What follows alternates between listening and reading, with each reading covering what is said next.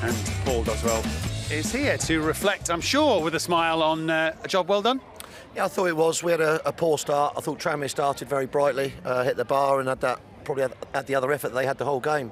I thought then we grew into the game really well and didn't create loads of chances, but we certainly created enough to deserve a 1-0 win in the end. Yeah, fans are happy, as you can see. Yeah, well, I'll get them later.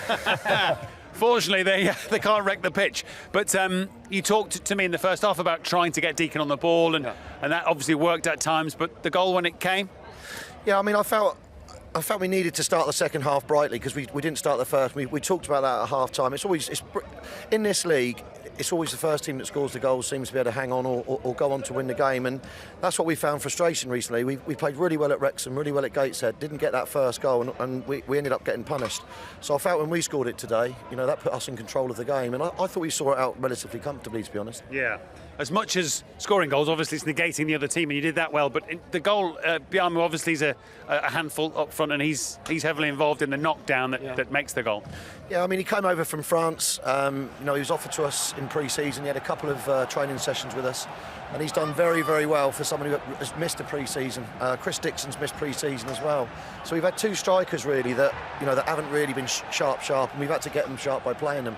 Dicko was unlucky not to start today, but we just felt Max and Fitchett would be the partnership.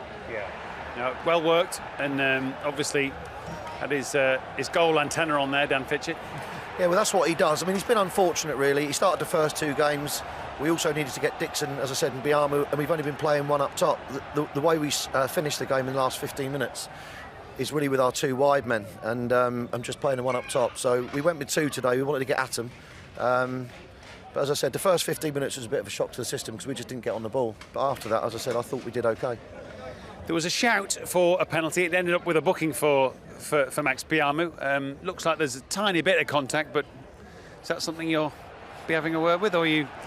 Well, he's French. I don't know if I can have a word with him, so I can't understand French. But no, Kevin Davis next to me said he thought it was a definite penalty, and I'll go with Kevin on that. All right, yeah. I'm not sure that's exactly what he said. Is it, Kev? No, I mean, it was, it's the faintest of touches. Listen, I'm not one for trying to get those types of things if it's not genuine. Just looking at it now. Well, his hands touched his knee. I've seen people go down for less, but it's not a penalty. No, the referee gets that one right. The referee gets it bang on, yeah. Kevin, impressed with the way that Sutton are starting to become used to this league? I think so. I mean, it's the first, obviously, season back at this level, so I think the scouts that they've had another one here today, and there'll probably be a lot of talk about how poor Tranmere were, but give them credit for the way they stifled them. Keeper didn't really have a shot to save all game, so they won the game again. 2 points off the playoffs. It's a great start to the season for them, and now it's finding a way to keep them motivated and getting those results against teams in and around you as well, isn't it, I suppose, yeah? Yeah, I mean, from our perspective, we've come up on a crest of a wave, really, 27 games unbeaten, and so we were expecting in many ways to take that form into this season. What's been disappointing is we were third at one point, and we really felt we could kick on, but the biggest blow was losing to Braintree on Tuesday night, where fair play to them, they've come and done a job on us, and they had 2 shots on goal.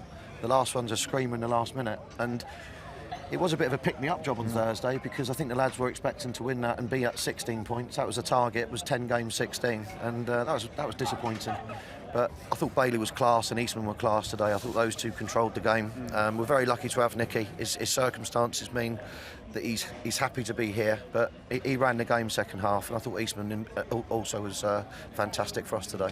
And every time there's a winner, there's a loser. Did Tranmere contribute to their own downfall today, Chris? Well, as we said before, the game plan goes out the window a little bit with the injuries, but I think credit to Paul and his men. I think it was a great performance, solid, dangerous, and you have to say that the one bit of quality today came with a goal. Kevin and Mountwar, he was the quickest to react, great lofted ball, and that's probably the only time anyone's put a bit of quality into the box.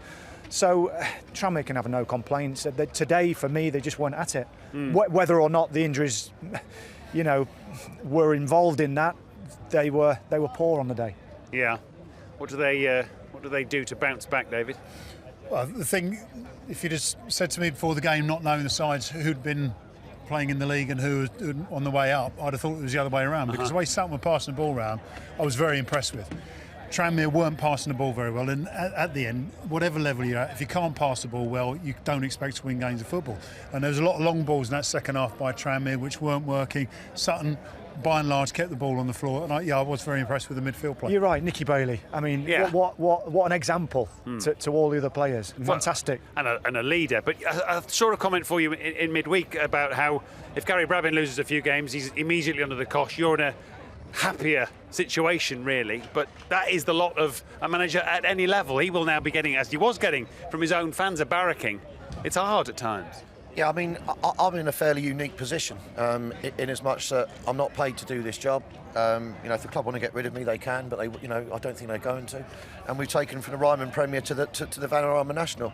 I mean, I still put myself under the same pressure. We still do as much work, perhaps, as most other managers, but I am in a different situation. When you're getting paid to do a job, that puts you under a certain amount of pressure. And I don't want to see Gary under pressure because he's lost here today. I mean, I took no joy from that.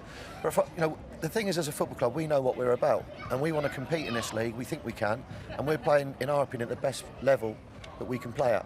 We don't want we're not going to be a league team. We haven't got the resources. We haven't got the administration off the pitch. Wouldn't be there for us. But what we will do is go and compete in every single game. So as long as we understand as a club what we're about, and we had 250 of our juniors here today that come to watch us. We had the academy here today, and that's a big part of why we set the 3G up, was to turn this club into the local community hub. We had 2,000 people here for Dagenham. So we know what we're about. We're not perhaps under the pressure that Tranmere are, Eastleigh are, Forest Green are. Their chairman have come out and said they want to win the league. My chairman probably wants to go down, if I'm being honest. Well, he doesn't want to rip the pitch up either, which if you got promoted, heaven help you, you'd have to put a grass pitch in. Well, you're not allowed to bet in football, are you? But if we get in the playoffs, have a big one on us not winning it. Let's worry about that a little later in the season. Good honesty, great honesty. I love honesty, absolutely. But it does show, Chris, the competitiveness of this league. We've said it now at the start of the show. We've said it each week that we've been on this season. Oh, it does. It's players mentally turning up at the stadium, preparing right. And today, you didn't give them the option to do that. I think that you didn't give them the option to get into their passing game, and they, as Dave said, they did resort to going long, but not with quality. Tranmere. So it was easy to mark. It was easy to tactically outwit them. Yeah, I mean, when we looked at the videos and we set our game plan up from Thursday, it was really much based on stopping the fullbacks, which, for funny enough, the first 5 minutes we didn't. I think people just switched off on our part. We got the message on quite quickly, and then the two strikers, in essence, were split to the fullbacks. Deacon then comes onto the centre halves, and we were matched in 3v3 in the midfield. And I mean, it was always the idea was not to let them go and pass round us and play. And if you can't pass, they end up going long. And we got an old-fashioned centre half in Jamie Collins. Yeah. Who wins everything. And people take the mickey about his weight and his height and whatever. But he's one of our best players, Jamie Collins. And people, again, I think they underrate us a little bit at their peril. You've got Eastman, who's played for Arsenal in the Champions League. Bailey had a £1.5 million move. Gomez has played in Spain in a decent level. We're lucky, we're lucky really to have the players that we've got. But as I said, they're also here for a reason. Everyone plays at this level. And one of the things I've said to the team is if they were any good, I don't mean it disrespectfully, but if the players were really any good, they'd be playing in league football, wouldn't they? They're playing in Premiership, Championship. We're not up against worldies every week. And that's the thing that we've decided to get through to our lads, is that you're good enough, compete, and on the day you'll win as many as you lose. Maybe they're lucky to have you, particularly since they don't have to pay you.